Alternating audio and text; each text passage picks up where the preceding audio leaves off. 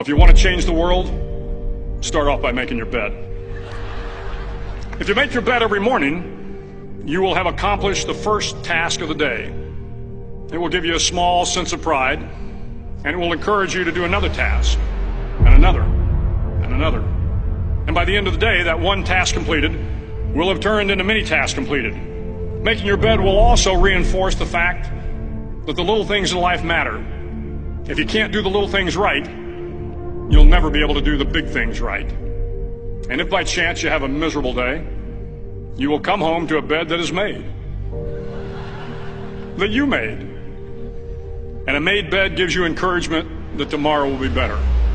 To pass SEAL training, there are a series of long swims that must be completed. One is the night swim. Before the swim, the instructors joyfully brief the students on all the species of sharks that inhabit the waters off San Clemente. They assure you, however, that no student has ever been eaten by a shark, at least not that they can remember. But you are also taught that if a shark begins to circle your position, stand your ground. Do not swim away. Do not act afraid. And if the shark, hungry for a midnight snack, darts towards you, then summons up all your strength and punch him in the snout, and he will turn and swim away. There are a lot of sharks in the world. If you hope to complete the swim, you will have to deal with them. So if you want to change the world, don't back down from the sharks. Over a few weeks of difficult training, my SEAL class, which started with 150 men, was down to just 42.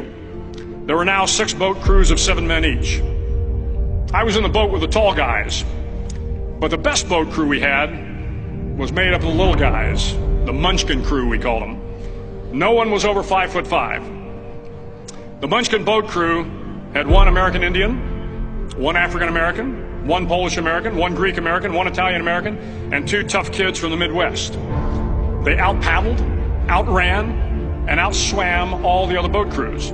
The big men in the other boat crews would always make good-natured fun of the tiny little flippers the Munchkins put on their tiny little feet prior to every swim.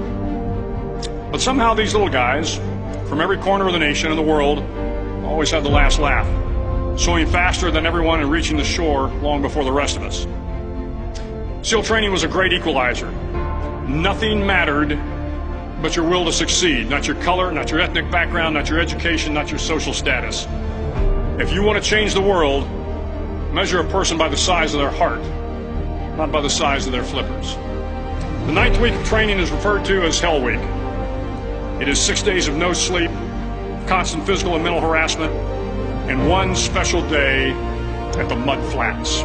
The Mud Flats are an area between San Diego and Tijuana where the water runs off and creates the Tijuana Sloughs, a swampy patch of terrain where the mud will engulf you. It is on Wednesday of Hell Week that you paddle down to the Mud Flats and spend the next 15 hours trying to survive the freezing cold, the howling wind, and the incessant pressure to quit from the instructors.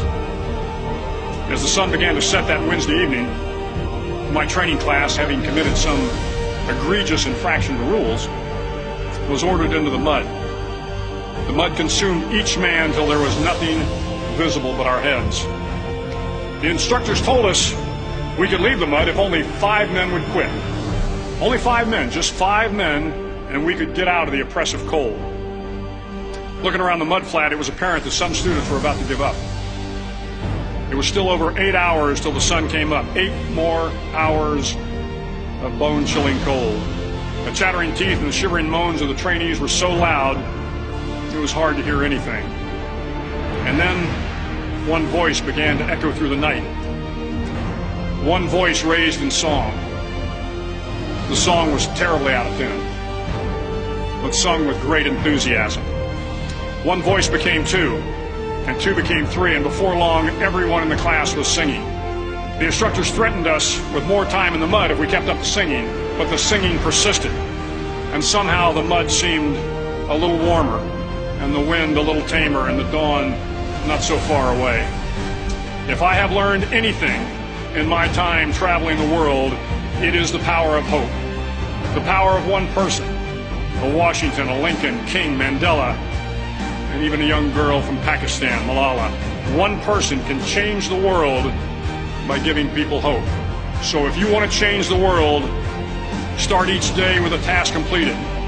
Find someone to help you through life. Respect everyone. Know that life is not fair and that you will fail often.